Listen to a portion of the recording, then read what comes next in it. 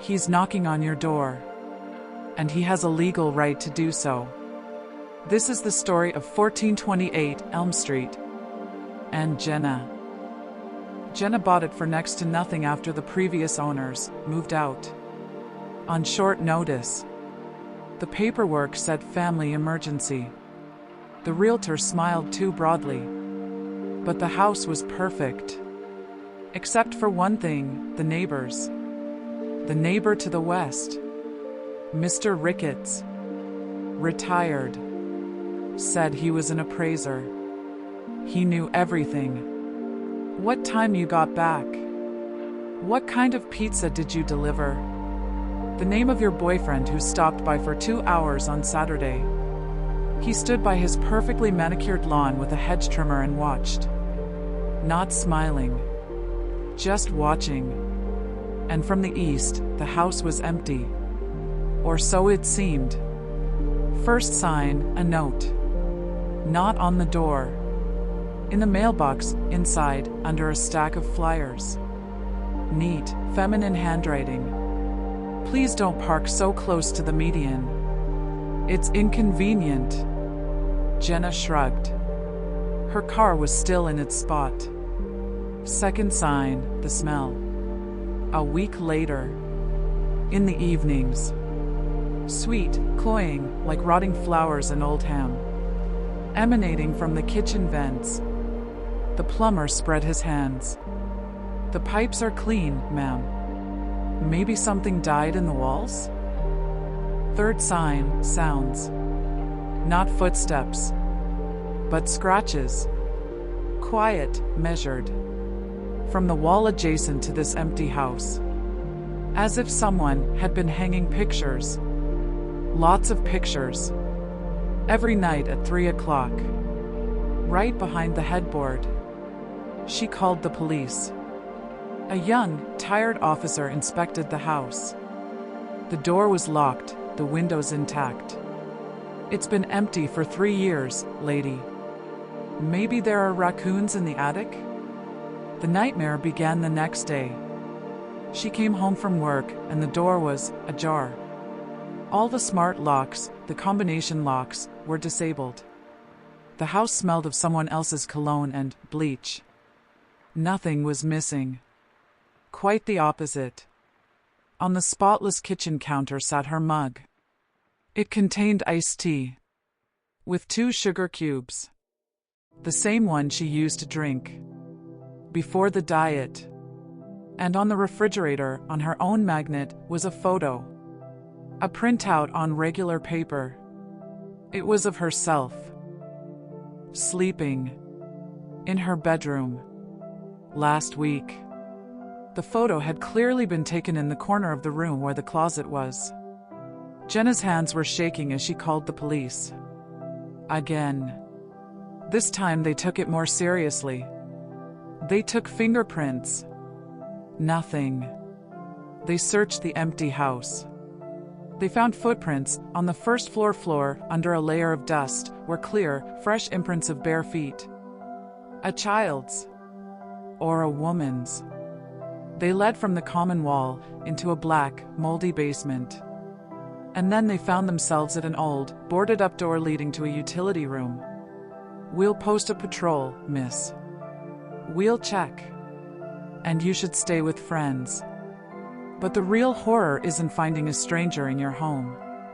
The real horror is realizing that this stranger is your home. She spent the night at a friend's. But on the 3rd day, she needed to get her things.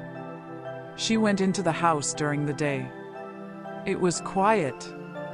And everything had been rearranged. The light-colored furniture, the ottoman, the floor lamp, the coffee table, had been shifted a centimeter to the side. Not quite as she had left it. Her world had changed imperceptibly, almost imperceptibly. She ran to the bedroom for her suitcase. And she saw it. Written on the mirror in lipstick, her own lipstick, were the words, "Time to go home, Jenna." And then the wall began to scrape again. Scratch. Scratch. Scratch. From the wrong side. Not from the empty house. from the wall, from the gap between the drywall and the insulation in her bedroom. And then her phone vibrated. A text message from an unknown number. Just a photograph. Old, faded. It showed a family, a man, a woman, a teenage girl. They were standing in front of this house, 1428 Elm Street. They all had wide, unnatural smiles. And in the second-story window, in the very room that was now Jenna's bedroom, a pale face was barely visible. Looking out. Caption, old owners. Miss home. Especially Emily. She loves her room. And her new sisters. And at that moment, in the stillness of the day, Jenna heard not a scratch, but quiet, heavy breathing. Right behind the wall, next to her head. Breathing in unison with hers. The police arrived again. They opened the wall at her request. Behind the drywall, only wires, pipes, and pink insulation were visible. Nothing else. They looked at her with pity. Mr. Ricketts watched from the lawn, caressing his scissors. The officer said, "Miss, maybe you should rest? You look exhausted." Then the radio crackled, and the dispatcher said something that made Jenna's blood run cold. A possible break-in was reported at the house next door, 2:26 p.m. The owner, Ricketts, is not answering the door. Calling a second unit. 1. Mr. Ricketts' house. The officer went to check. Jenna, against orders, followed him. The door to Ricketts' house was open. The living room smelled of the same sweet, nauseating odor as her air vents. And on the walls. Oh, my God, on the walls.